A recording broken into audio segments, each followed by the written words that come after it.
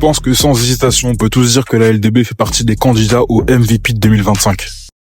2025 pour moi dans une année assez particulière pour le rap français où tous les cadres n'ont pas forcément répondu à leurs attentes, où les projets n'ont pas forcément été exceptionnels. S'il y a bien un groupe qui s'est démarqué, c'est clairement la LDB. Ça a été vraiment l'année de la consécration, il faut le dire. Ils ont enfin réussi à avoir le succès qu'ils cherchaient depuis 2017-2018. Plus de 15 certifications cette année, c'est exceptionnel. Des feats de partout. Ils ont enfin la légitimité qui est venue avec l'âge mais qu'ils attendaient depuis très très longtemps. Le groupe a réussi à vraiment trouver sa voie. Tu sens que chacun a trouvé ce qu'il faisait, que chacun excelle dans ce qu'il faisait. Et au final, ça le rend super bien. Les artistes en solo sont invités chacun de leur côté. Ils arrivent à avoir quelques certifications à droite à gauche. Et ensuite, le projet a clairement répondu aux attentes. Le projet est certifié platine. Bien sûr, on pourra critiquer forcément la méthode de vente avec les boosts, avec les books, tout ça. Mais au final, ça a marché. Et ça, c'est l'essentiel. Le projet a répondu aux attentes. Je pense qu'en termes de qualité aussi, il était plutôt pas mal. C'est pas forcément le projet de l'année parce qu'il est peut-être un peu trop long.